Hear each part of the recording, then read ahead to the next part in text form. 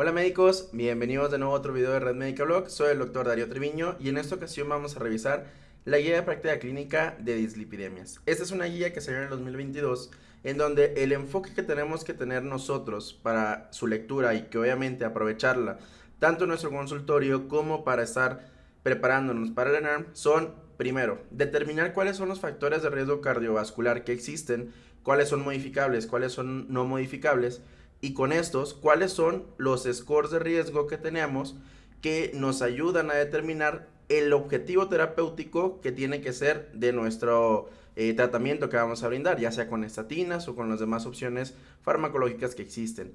El siguiente punto es determinar la utilidad de las estatinas, saber que existen varios tipos de estatina y que cada estatina va a tener baja, media o alta potencia. Y que además de eso, dependiendo del tipo de alteración metabólica que tengamos, vamos a tener mayor o menor utilidad de cierto tipo de estatinas.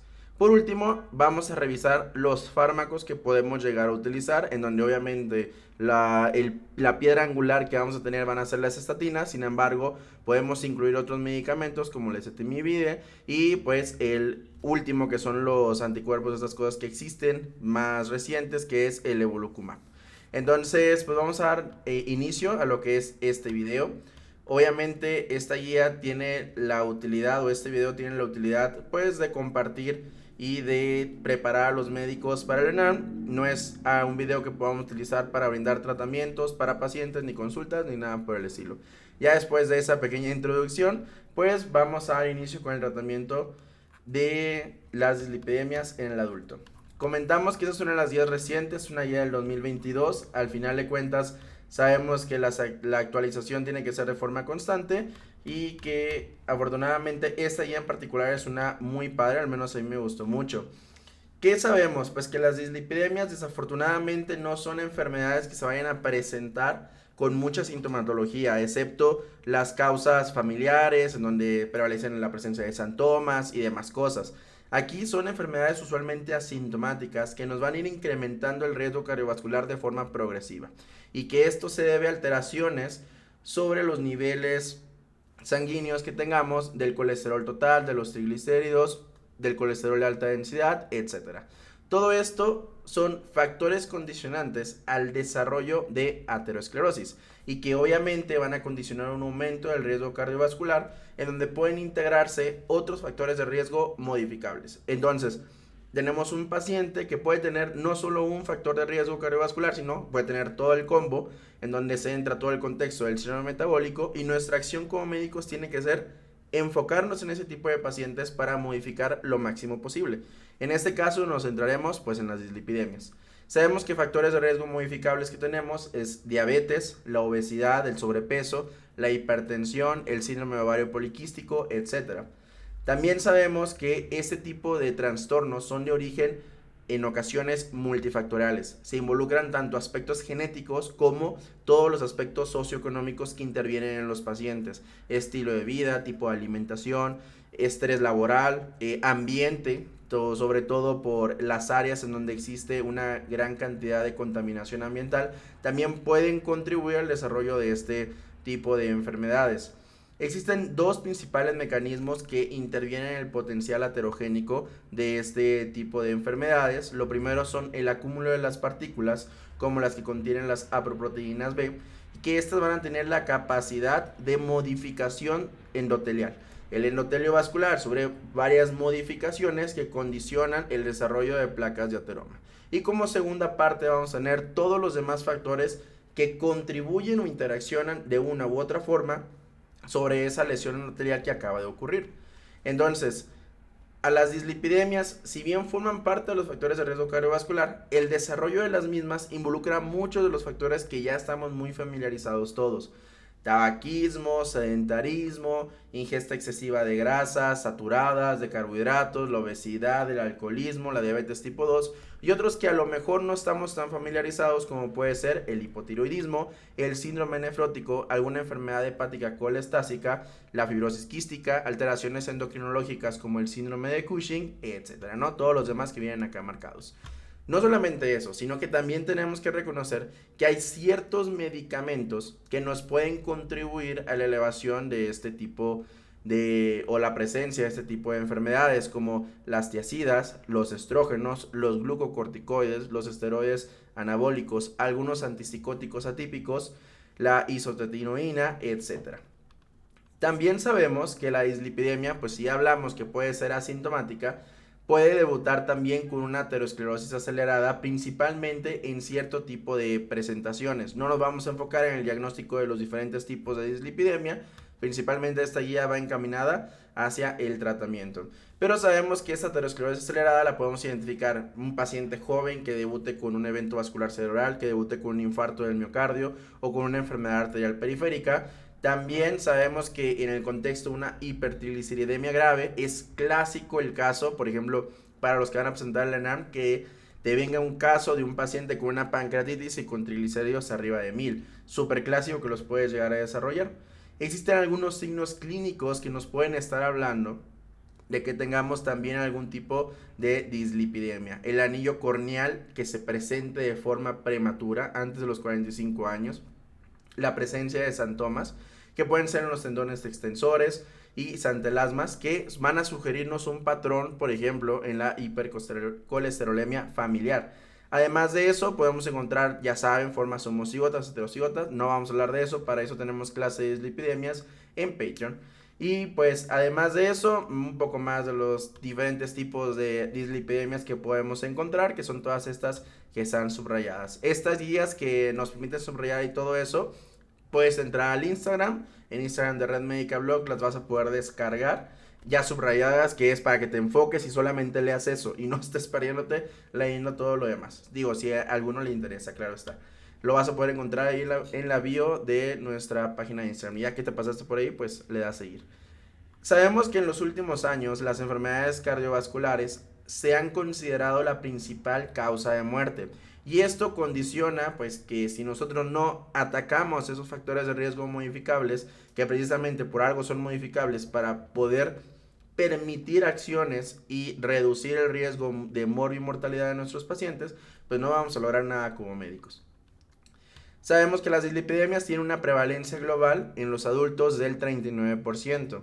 En la encuesta de Ensanud que se realizó en el 2016 comentaban una prevalencia alrededor de 19.5% en mayores de 20 años y obviamente conforme existe envejecimiento pues va a aumentar la prevalencia de todo este tipo de enfermedades, consiguiendo un 28% de los 50 a los 79 años.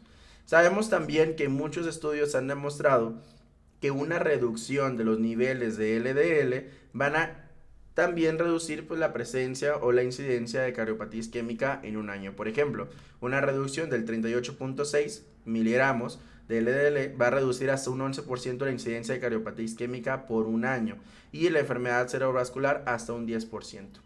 Los niveles elevados de triglicéridos, cuando nosotros los reducimos, también se evidencia una reducción de los eventos cardiovasculares, en este caso del 12%. Nos saltamos todo esto ya no es importante y nos vamos bien a preguntar. Ya saben que estas nuevas guías se basan preguntas y respuestas. Ojalá sí vinieran estas preguntas en el ENARM, pero te van a ser de utilidad también. Pacientes adultos con dislipidemia. ¿Cuál es la mejor estrategia para determinar el riesgo cardiovascular? Esto es importante porque ustedes tienen que saber o tienen que entender que nosotros vamos a estar estableciendo un riesgo cardiovascular en nuestros pacientes para determinar nuestros objetivos terapéuticos en el tema de las dislipidemias. No es lo mismo un paciente asintomático cardiovascular y que además tiene un riesgo bajo que un paciente ya cardiópata y que tiene un riesgo alto, o pacientes con riesgo muy alto, asintomáticos cardiovascularmente, etcétera, ¿no? Todo ese tipo de combinaciones, eso es lo interesante de esta guía, que no te deja lugar a dudas para que digas, ¿y qué pasaría en este escenario? No, todo esto está plenamente abordado. Sabemos que el riesgo cardiovascular va a ser una probabilidad de que una persona sufra un evento cardiovascular aterosclerótico mortal o no mortal en un periodo de tiempo definido. ¿Basado en qué? En factores de riesgo cardiovascular y obviamente la edad del paciente. Además de esto, nos dice que se recomienda usar un sistema de estimación del cálculo para estimar, pues obviamente, el riesgo cardiovascular en todos los pacientes que sean mayores de 40 años. Entonces, si tú quieres optimizar tu consulta, todo paciente más de 40 años que veas por cualquier otra cosa, no pierdes nada, o incluso puedes dar consulta de eso. estimando su riesgo cardiovascular, obviamente pues leyéndote las guías, claro está. Esto obviamente en aquellos pacientes que no tengan evidencia de enfermedad cardiovascular y demás. Se sugiere emplear la puntuación de riesgo cardiovascular, Global Risk, para estimar el riesgo cardiovascular en los pacientes mayores de 19 años sin evidencia de enfermedad cardiovascular, diabetes o enfermedad renal crónica. En aquellos pacientes menores de 40 años también se puede utilizar otro tipo de escalas de riesgo cardiovascular. Se sugiere en pacientes con antecedente de enfermedad cardiovascular, diabetes, enfermedad renal crónica o que ya tengan cifras de LDL arriba de 190, estimar el riesgo cardiovascular con otras escalas de riesgo que vamos a ver a continuación. Entonces, antes de pasarnos a la siguiente pregunta, vamos a bajarnos para poder ver. Ya saben que esto viene todo revuelto por todos lados. Entonces, estos son los cálculos de riesgo cardiovascular. Noten cómo vamos a emplear varias situaciones. Lo primero, ¿son mujeres o son hombres los pacientes que estamos evaluando? Lo segundo, factores de riesgo cardiovasculares mayores que utilizan acá. Presión arterial. Esto es importante que tenemos que definir y obviamente por acá abajo nos dan el colesterol total. Una vez que tengamos esto, nosotros podemos empezar a establecer nuestro riesgo cardiovascular a 10 años que va a tener el paciente. Y se divide en colores. Amarillo, riesgo bajo, naranja, riesgo moderado, rojo, riesgo alto, y así como guindo, un poquito escarlata, riesgo muy alto. Entonces, cuando nosotros, por ejemplo, supongamos un paciente que, no sé, vamos a decir, una mujer que tenga unos 50 años y que además de eso la mujer pues fuma y tiene hipertensión arterial, pues todo esto engloba prácticamente en una paciente todo este cuadro que está en naranja o en dorado, en donde va a incluir pues un riesgo moderado. Esto va a cambiar obviamente conforme va avanzando la edad de la paciente hasta convertirse en riesgo muy alto. Es importante entender esto porque aquí es donde nosotros podemos actuar y además esto nos permite comprender la epidemiología propia de la enfermedad cardiovascular, porque ya sabemos que es más frecuente en los varones y conforme va aumentando la edad se vuelve más frecuente en las mujeres, ¿de acuerdo? Esto por, ya saben, factores hormonales y demás cosas. Tenemos otra escala que se puede utilizar en riesgo cardiovascular a 10 años, que esa es una continuación de la que vimos, que decía utilizar esta en pacientes diabéticos con antecedente de enfermedad cardiovascular, con enfermedad renal crónica y demás. Y esto con la intención de que, pues de identificar obviamente si nuestro paciente ya tiene daño renal o no, podemos definir un riesgo cardiovascular en nuestro tipo de pacientes, ¿de acuerdo? Esa es la diferencia entre una y la otra escala. Entonces, nos regresamos acá, nos vamos ahora a metas terapéuticas. Una vez que nosotros comprendimos que existe riesgo bajo, moderado, alto y muy alto, ahora sí podemos entender este siguiente punto. Porque si no nos queda claro, no digo que te aprendas los porcentajes de memoria porque vas a perder mucho tiempo si te estás preparando para un examen. Pero sí comprender o simplemente darte cuenta de que si es un paciente que fuma, el riesgo mínimo va a ser moderado. Y si entre más edad le vas aumentando, pues va a ser mayor el riesgo. Más presión, mayor el riesgo. Y si es varón, pues muchísimo más riesgo. Una vez entendido esto, nos dice la siguiente. En pacientes adultos con dislipidemia, ¿cuáles son las metas terapéuticas de lípidos que han disminuido, que han demostrado disminuir los eventos cardiovasculares? Entonces ya hablamos de esto, 38.7 miligramos van a reducir el riesgo tanto de infarto como para EBC. Además de eso, sabemos que una reducción más agresiva se asocia a una mayor reducción del riesgo y que obviamente esto puede ocasionar pues intolerancia a ciertos grupos de medicamentos, como vamos a ver más adelante. Además de esto, no solamente nos tenemos que basar, eso es importante porque es algo que hace hincapié la guía. Desafortunadamente, no en todos lados vas a encontrar la disponibilidad de tener este tipo de exámenes de sangre y tampoco son tan necesarios dependiendo del perfil que tengas en tu paciente. Eso también es importante. Y aquí te dice para quién le vas a pedir, por ejemplo, colesterol HDL, apoproteína B y LDL oxidado, ¿no? Cada una de esas cosas tiene como su particularidad que vamos a ver más adelante. Las apolipoproteínas B de hasta aproximadamente 70 nanómetros de diámetro, que equivalen al resto de los kilomicrones, los VLL y todo lo demás, El problema es que tienen la facilidad de cruzar de forma eficiente hacia un endotelio intacto y que obviamente esto puede condicionar el desarrollo de una placa de ateroma y que pues obviamente nosotros tenemos que enfocarnos no solamente en el colesterol LDL sino en todas las otras variantes que existen. Y ahora nos vamos a clases de recomendaciones, puntos muy importantes que tienen que saber todos ustedes.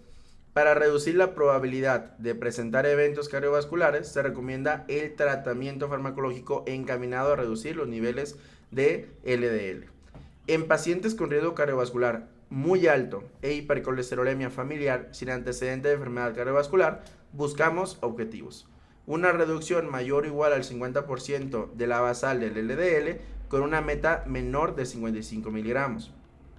En aquellos que tengan riesgo cardiovascular muy alto y un antecedente ya de una enfermedad cardiovascular, ya sea un EBC, ya sea enfermedad arterial periférica o que tenga el paciente un infarto del miocardio, vamos a buscar nuevamente una reducción mayor o igual al 50% del valor basal del LDL con una meta menor de 55 miligramos. En aquellos pacientes con enfermedad cardiovascular que tienen un segundo episodio cardiovascular en los 2 años siguientes, que no necesariamente tiene que ser el mismo que ya presentó, vamos a buscar objetivos todavía más estrictos, una meta de LDL menor de 40 miligramos sobre decilitro. Si te das cuenta, casi todos es más del 50%, que sea menor de 50 hasta ahorita, y en este que ha tenido 2 eventos cardiovasculares mayores, pues entonces ya podemos buscar de forma dirigida metas más agresivas, que es menor de 40. Se recomienda en pacientes con riesgo cardiovascular alto reducir al menos el 50% del basal, que eso ya te lo aprendiste de memoria para este momento, pero aquí la meta ya no pasan a ser 55, ahora la meta van a pasar a ser 70, como te decía la literatura anterior. En pacientes con riesgo cardiovascular moderado, la meta van a ser menos de 100 y en aquellos con riesgo cardiovascular bajo nos vamos a una meta de 116. Para todos los pacientes buscamos una meta terapéutica de triglicéridos menor de 150. Entonces, acá tenemos los objetivos secundarios que podemos buscar en nuestros pacientes que no tienen que ver con el LDL. El colesterol no HDL, en riesgos cardiovasculares muy altos, menor de 85, en altos, menor de 100 y en moderados, menor de 130. Y la ApoB, en muy altos, menor de 65, en altos, menor de 80 y en moderados, menor de 100. Esto, pues obviamente es una pregunta muy difícil porque no son marcadores ni de los que estamos acostumbrados, principalmente las apolipoproteínas. O sea, no las vemos, o sea, no las tenemos a mucha disposición y obviamente lo que no tenemos de forma rutinaria en práctica se nos puede olvidar. Pero puede ser una preguntilla difícil a la hora de estar presentando simuladores o el ENAR. Se recomienda pues obviamente el análisis de las ApoB en aquellos pacientes para evaluar su riesgo, principalmente que tengan hipertrigliceridemia, diabetes mellitus, obesidad, síndrome metabólico o LDL muy bajo. ¿Esto para qué? Para hacer su determinación al menos una vez. ¿De acuerdo? También podemos hacer las determinaciones de otros marcadores, como ya estuvimos comentando. Es importante considerar esto que estuvo y que se hizo mucho hincapié, pues obviamente la guía misma te recomienda. Se debe considerar que las concentraciones de colesterol LDL, cuanto más bajo, es mejor, sin la presencia de un límite inferior. Y esto es importante, ¿por qué? Porque a veces nosotros detenemos nuestras opciones terapéuticas porque ya nos encontramos con 50 a nuestro paciente. Al contrario, hay que seguir optimizando, hay que seguir fomentando que entre la cifra de colesterol LDL sea menor, va a ser muchísimo mejor para nuestros pacientes. Entonces, esto no se les olvide. Se recomienda en pacientes con sospecha de hipercolesterolemia familiar, pues emplear los criterios propios. Nos volvemos a bajar para irnos a buscar esos criterios. Yo sigo sin entender por qué las guías no vienen ya con al lado los criterios. O sea, de verdad siento que pierdes mucho tiempo. Ya tenemos que recuerden que las hipercolesterolemias podemos tener presentaciones homocigotas, heterocigotas, ya eso lo dejaremos para alguna clase del Patreon, y algunos criterios que podemos utilizar, ¿no? Y pues ya, los revisan, eso es importante obviamente, principal para los que van a estarse enfocando, preparándose para el ENAR. Entonces ya nos regresamos. Y nos vamos a regresar con la siguiente pregunta, ¿no? Nos quedamos muy lejos al parecer. Aquí está, ahora sí, ya llegamos. En pacientes adultos, ¿cuáles son las intervenciones no farmacológicas que podemos emplear para nuestros pacientes? Pues obviamente necesitamos buscar patrones de vida saludable, aquellos que reduzcan la ingesta de alcohol, que permitan que el paciente ya no fume, que mejoren la capacidad funcional con un ejercicio y que obviamente mejoren la dieta del paciente. Si cumplimos todo eso, el paciente le va a ir muchísimo mejor. Además de eso, sabemos que la dieta mediterránea es una de las más populares que se pueden llegar a utilizar en ese tipo de contextos y que ese tipo de dieta bien apegada en donde se utiliza aceite de oliva y o con nueces redujo la incidencia de eventos cardiovasculares mayores casi un 30%. El consumo de más de 60 gramos al día de alcohol incrementa la presencia de VLDL y de triglicéridos. Es importante considerar que tenemos dos tipos de alcohol que podemos o que pueden llegar a ser beneficiosos para nosotros. Entonces, dependiendo del tipo de alcohol al consumir, se sabe, por ejemplo, en el caso del vino tinto, que presentan polifenoles y que esa es una mezcla compleja de flavonoides y de no flavonoides. Al final de cuentas, ¿qué es lo que hace o qué es lo importante? Que van a permitir ser antioxidantes potentes, ya que reducen la concentración del LDL y la oxidación del colesterol. En el caso de la cerveza, la mayoría de las cervezas vamos a encontrar que tienen lúpulo, que al menos van a corresponder al 30% de los polifenoles y que esto va a otorgar o va a permitir que la bebida tenga propiedades antioxidantes. Recordar que el alcohol, afortunado o desafortunadamente, va a presentar una curva J. Eso quiere decir que el consumo moderado es lo ideal. Los extremos son malos. Si tomas poquito te va a ir mal. Entonces, si tomas mucho te va a ir mal. Lo mejor es un consumo moderado. O sea, no puedes tomar poquito. ¿Para qué? Para tener un efecto beneficioso a nivel cardiovascular. Porque va a seguir una curva J, que va así, ¿no? El consumo de alcohol entonces va a limitarse a menos de 2 bebidas por día, 24 gramos de etanol en hombres y menos de una bebida por día en mujeres. Obviamente, una bebida, recordar que ya no utilizamos casi los gramos de alcohol. ¿Por qué? Porque es complejo y no sabemos. Entonces, una bebida va a equivaler a ¿cuánto? 12 onzas de cerveza normal o 5 onzas de vino, o en su caso podemos utilizar 1.5 onzas de licores destilados de 80 grados. Hay que enfocarnos también en dejar de fumar. Los pacientes que son menores de 45 años y que dejan de fumar les va mejor en comparación de los pacientes mayores de 45 años. Entonces, entre más temprano el paciente deje de fumar, es muchísimo mejor para él. Además de eso, se recomienda plan de alimentación que incluya granos, integrales, frutas y verduras y demás. Se recomienda realizar también al menos 30 minutos de actividad física 5 veces por semana y que busquemos como objetivo un consumo de energía de 4 a 7 kilocalorías por minuto de 4 a 6 días de la semana. Se recomienda dejar de fumar. La guía te dice que si tienes menos de 25 años ya deja de fumar, vas a poder tener una excelente calidad de vida. Si no dejas de fumar te va a ir mal. Eso es lo que les tienen que dar a ustedes y podérselo transmitir a sus pacientes. Y el consumo de alcohol, ya estuvimos hablando. ¿Cuáles son los dos tipos de bebidas que son más recomendables en los pacientes? Pues vino tinto y cerveza. Recordar que nosotros, pues al final de cuentas somos médicos, no somos nutriólogos. Eso no significa que no tengamos que saber de una cosa y que no podamos hacer intervenciones, pero al final de cuentas el experto es el nutriólogo. Sin embargo, traten de enfocarse siempre en sus pacientes, no en nutrientes específicos, sino en fomentar un adecuado estilo de vida. ¿Por qué? Porque no es lo mismo que el paciente lleve a cabo una dieta de 3 meses que posteriormente no va a poder desarrollar. ¿Por qué? Porque nunca tuvo un buen hábito de hacer ejercicio, nunca dejó de fumar, nunca dejó de consumir alcohol o bebía muy poquito alcohol. Entonces hay que fomentar un estilo de vida saludable, obviamente. Ya hablamos de todo este punto, también ya hablamos. La siguiente pregunta es, ¿en pacientes adultos con dislipidemia el uso de estatinas es eficaz o se requieren más medicamentos o qué está pasando? Sabemos que entre los fármacos hipolipemiantes, las estatinas son la piedra angular y van a ser la terapia de primera línea, y eso no ha cambiado. Sabemos que sus mecanismos de acción es inhibir la síntesis de colesterol en el hígado por un mecanismo de inhibición competitiva, que es sobre la HMG-CoA, que es todo el nombre que está acá, que no voy a decir, reductasa.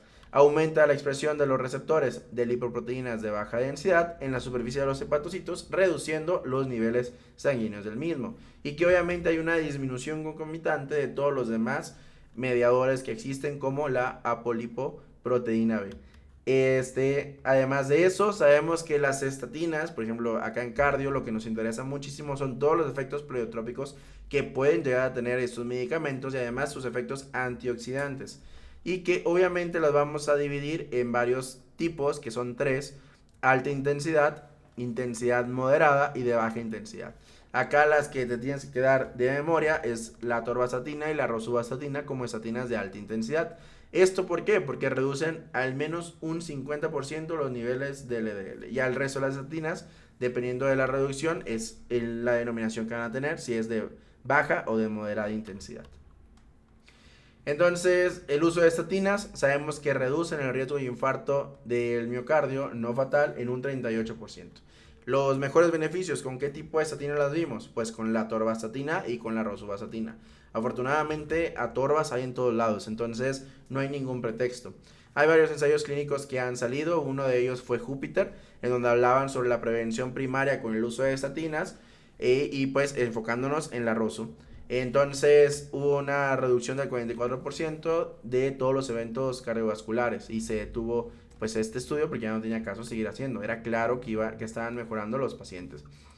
También hay otros metaanálisis que se han integrado en donde se evidencian pues ya todo lo que vimos, que sí existe efectivamente una reducción del riesgo cardiovascular y de los eventos cardiovasculares mayores a largo plazo con el uso de las estatinas.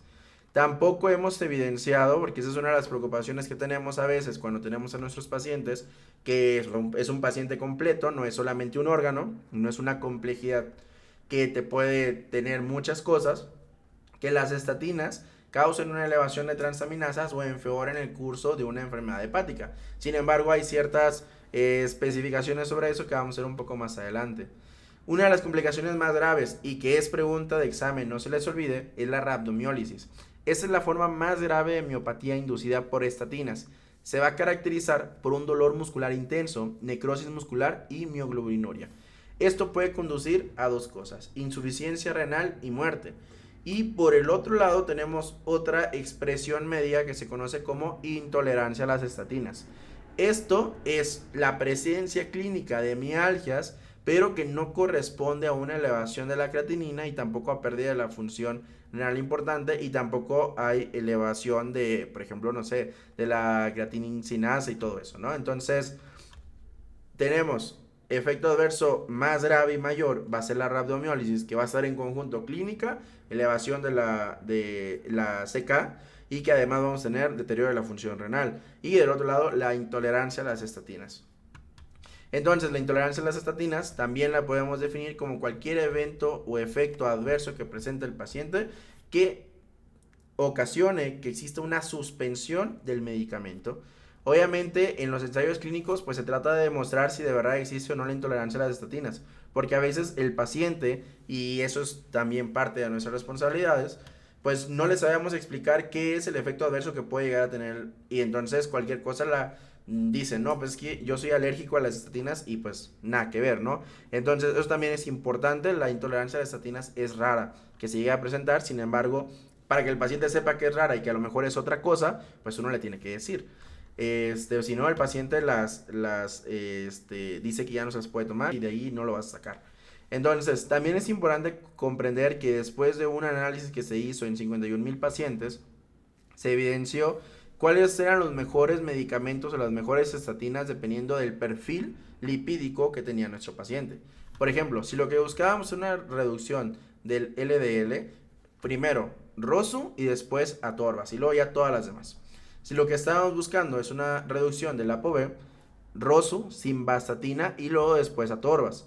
Si lo que buscábamos era reducir el colesterol total, acá entraba otra estatina que es la lovastatina y luego atorbas. Y entonces acá lo que nos damos cuenta es que la atorvastatina está en todos lados, entonces es el contexto ideal utilizar atorbas si tienen la disponibilidad o el recurso, pues rosu, para el perfil lipídico pertinente de cada paciente.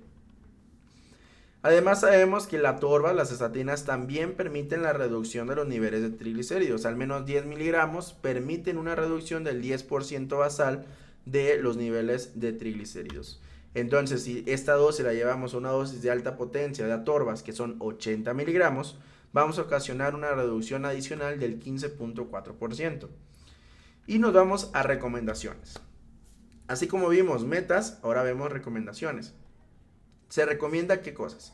El inicio del tratamiento con estatinas en pacientes con riesgo cardiovascular bajo y que tengan un LDL arriba de 116. ¿Por qué? Porque si lo volteamos, nuestra meta objetivo en pacientes con riesgo cardiovascular bajo es LDLs menor de 116. Eso es muy sencillo de recordar. Si tienen riesgo moderado, nuestra meta era menor de 100, entonces si tiene más de 100, le iniciamos estatinas, siempre y cuando el paciente haya hecho modificaciones del estilo de vida y no permitan que se reduzca lo mismo. Se recomienda el inicio del tratamiento con estatinas en aquellos que tengan riesgo cardiovascular muy alto y un LDL arriba de 100, y en aquellos con riesgo cardiovascular alto y que tengan LDL de 70 a 100 a pesar de los cambios del estilo de vida.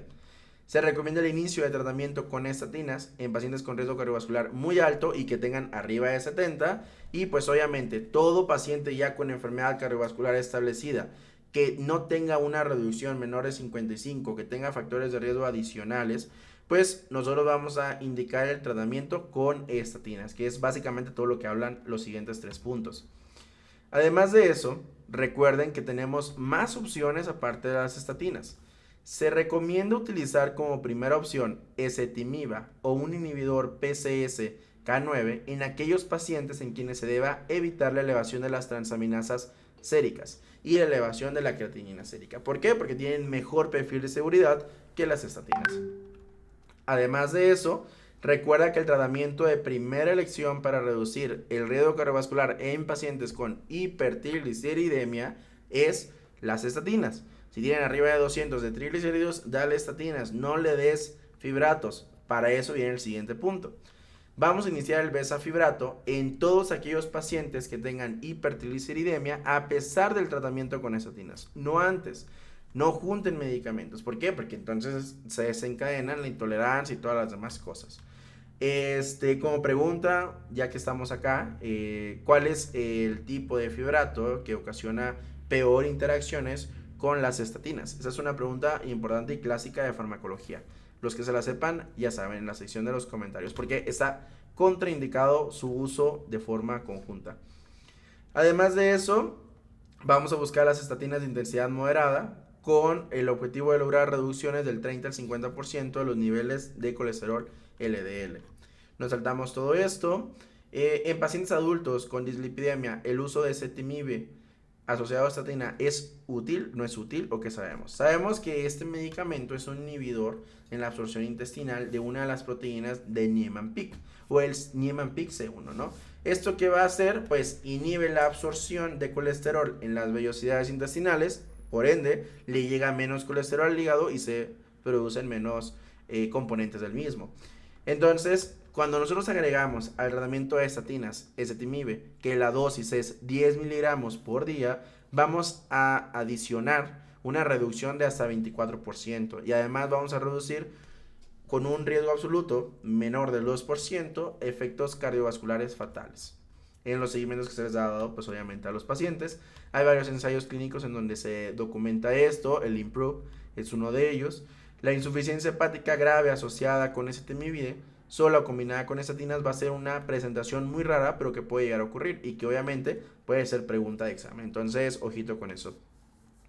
Sabemos también que esta combinación no aumenta la CK más que las estatinas solitas, entonces en ese caso tampoco nos tenemos que estar preocupando. ¿A quiénes les vamos a agregar ezetimibe? Pues aquellos pacientes con dos situaciones, que tengan intolerancia a las estatinas, se los agregamos, o aquellos pacientes que tengan dosis de 10 miligramos cada 24 horas, le agregamos esta dosis, perdón, a pesar de que ya tengan altas dosis de estatinas y no estamos encontrando nuestros objetivos. Entonces, dos situaciones que vamos a agregar a ezetimibe: intolerancia o que el paciente pues haya desarrollado alguna interacción farmacológica o algo por el estilo, efecto adverso grave, O en aquellos pacientes que a pesar del tratamiento no llegamos a nuestros objetivos, le podemos agregar este medicamento, 10 miligramos cada 24 horas. Nos pasamos al siguiente medicamento que tenemos en esta guía, que son los inhibidores PCSK9. Acá sabemos que van a ser proteínas de reciente diagnóstico, bueno, no tan reciente, hace 20 años. Es una proteasa de serina con una actividad autocatalítica y que se va a codificar en el cromosoma 1 y que además va a permitir la degradación del colesterol de baja densidad. Esto con un mecanismo que no vamos ya a hablar de eso para darle un poco más de rapidez, pero lo que sí nos interesa es que tenemos 3 presentaciones de estos medicamentos: evolucumab, alirocumab y bococizumab. El bococizumab fue uno de los primeros que salieron, que se desarrolló con los estudios del SPIRE. Sin embargo, se evidenció en el 2016 que estaba presentando inmunogenicidad. Se presentaban anticuerpos contra esta mugre, entonces pues ya no servía de nada. Nos pasamos al siguiente medicamento, que fue el evolucumab, aplicación de 140 miligramos cada 2 semanas o 420 miligramos cada semana. Esto con el objetivo de, según yo, este es cada mes. Esto con el objetivo, sí, es cada mes, no cada semana. En el estudio hay varios que se hicieron, uno de ellos es el Laplace TIMI57, se probaron varias dosis de los medicamentos y se consiguió una reducción al menos del 65%. También el estudio Gauss, como monoterapia de 420 miligramos al mes, también redujo hasta el 65%. Y el Glabop, que fue otro de los que se llegaron a utilizar. Este es a mí en cardiología, pues uno de los estudios como que importantes, que nos gustaría que este medicamento lo pudiéramos recetar como chochos, pero pues no se puede en muchos lugares. ¿Por qué? Porque utilizando IBUS, que es un ultrasonido intracoronario para determinar el tamaño de la placa de ateroma que se presenta en la cardiopatía isquémica, en ese estudio, que es el GLAGOP, se evidenció que se presentó una reducción de la placa de ateroma con el uso de evolucumab. Entonces, pues esos son datos que nos ayudan muchísimo para el futuro reducir el riesgo de enfermedades cardiovasculares hasta que nos quedemos sin trabajo los cardiólogos. El estudio Fourier es otro de los que se llegaron a utilizar y pues además, ¿no? O sea, en pocas palabras, tenemos un paciente que ya se le dio estatinas y no conseguimos, ya se le dio estimibide y no conseguimos, pues tenemos ahora este otro brazo de medicamentos. Y pues acá nos hablan un poquito acerca del arilucumab, dosis de 75 y 150 miligramos subcutánea y demás. Nos vamos ahora sí a las recomendaciones. Vamos a añadir este inhibidor del PCSK9 en aquellos pacientes que tengan antecedente de enfermedad cardiovascular y que no se alcanza la meta de LDL, dependiendo del perfil del paciente, con el uso de estatina y con ezetimibe. En aquellos pacientes que ya se llegaron a las dosis máximas toleradas y no se alcanza, también lo podemos llegar a utilizar. En aquellos pacientes que tengan alguna alteración como hipercolesterolemia familiar o algo por el estilo, también lo podemos llegar a utilizar. Y en aquellos que estamos con ezetimibe individual porque tengan intolerancia a las estatinas, y entonces le añadimos este otro medicamento para reducir muchísimo más los efectos que llegan a presentar.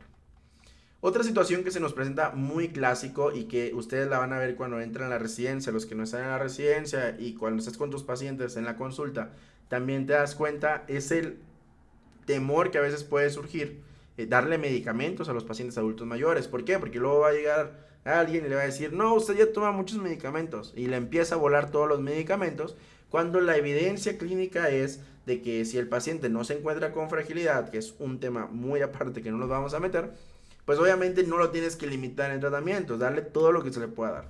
Y hay varios ensayos, varios estudios, y también la guía hace un énfasis en esto, de que no existe un riesgo mayor que el riesgo que puedes evitar cardiovascular con el uso de los medicamentos, que es prácticamente lo que dice. Entonces, se recomienda el tratamiento con estatinas en pacientes mayores de 75 años con antecedente de enfermedad cardiovascular, o en aquellos que tengan riesgo cardiovascular alto o muy alto, ¿de acuerdo? Entonces, no están contraindicados, al contrario, dáselos como tienen que ser y punto. Ya, obviamente, si el paciente presenta efectos adversos, pues ya tenemos que hacer modificaciones. Mientras tanto, dale lo que el paciente se merece. Nos vamos ahora con la enfermedad renal crónica, otro tema súper complejo. Acá quiero hacer énfasis en lo que está aquí subrayado, porque es algo muy interesante. De manera general, la terapia con estatinas disminuye el riesgo cardiovascular en los pacientes que tienen enfermedad renal crónica. Recuerda que muchos pacientes con enfermedad renal crónica pueden llegar a tener aterosclerosis acelerada, principalmente en aquellos en donde la enfermedad se presentó en edades tempranas. Además de eso, también es importante recordar que dependiendo de la tasa de filtrado glomerular que tenga el paciente, va a ser la efectividad que van a presentar estos medicamentos. Entonces, puntos importantes que tenemos que saber: a menor dosis, menos efectividad. Y esto hace referencia, por ejemplo, que una reducción de los factores de riesgo cardiovascular solo se obtiene el 6% en aquellos pacientes que ya están en tratamiento con diálisis. Todos los demás sí presentan cierto beneficio, pero pues ya en este momento, ya cuando está el paciente con diálisis, pues la realidad es que el beneficio es muy poquito.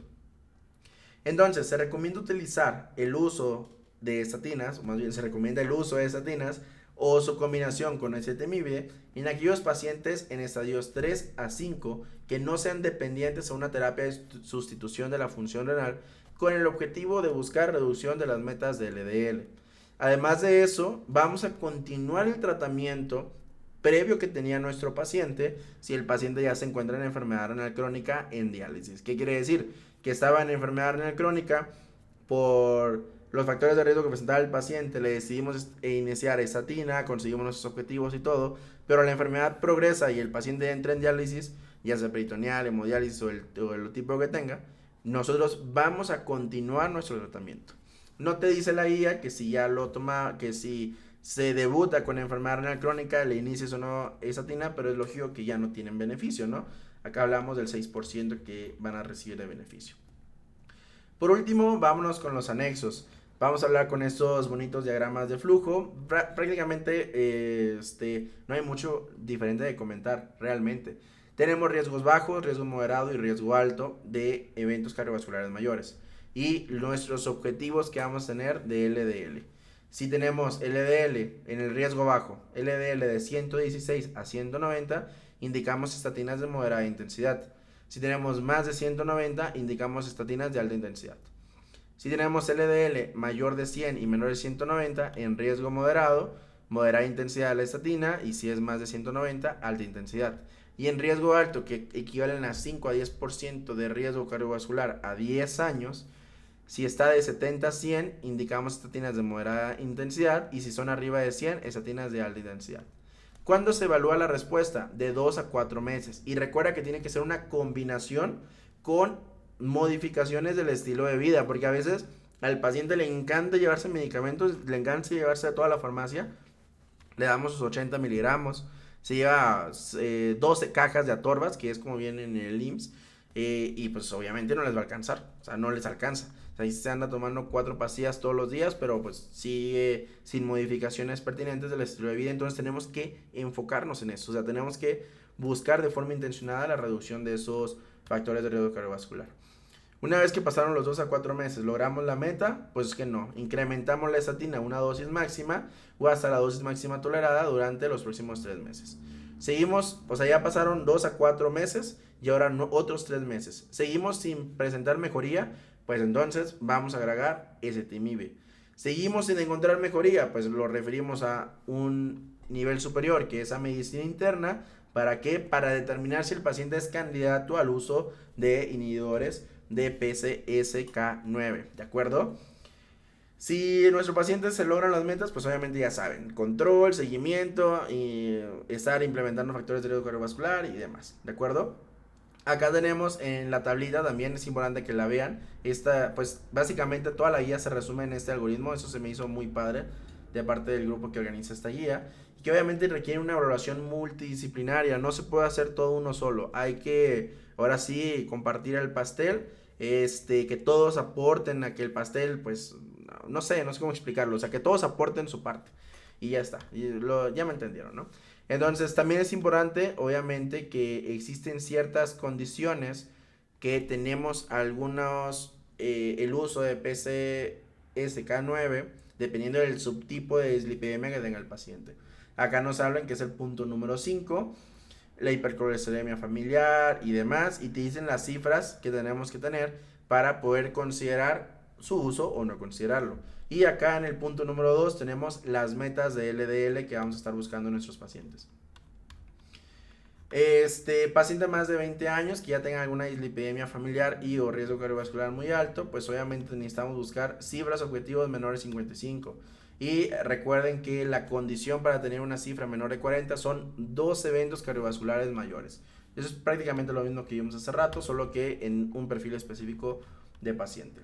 En aquellos con hipertrigliceridemia, estatinas son los que vamos a utilizar, y en caso de que no tengamos mejoría, pues entonces es cuando utilizamos fibratos, excepto uno que me van a poner ustedes en los comentarios. Seguimiento es muy similar, de 3 a 6 meses vemos seguimiento de los pacientes para ver si mejoró o no mejoró. Luego nos pasamos al cuadro de los factores de riesgo cardiovascular, que ya vimos, los criterios diagnósticos, y luego tenemos varios efectos adversos que ya estuvimos hablando acerca de que idealmente nuestro paciente, cuando le vayamos a iniciar un tipo de estos tratamientos, hay que tener determinaciones basales del ALT, de la lignotransferasa y de la CK. ¿Esto para qué? Para documentar si existe o no una elevación del mismo. Para hablar de que tengamos una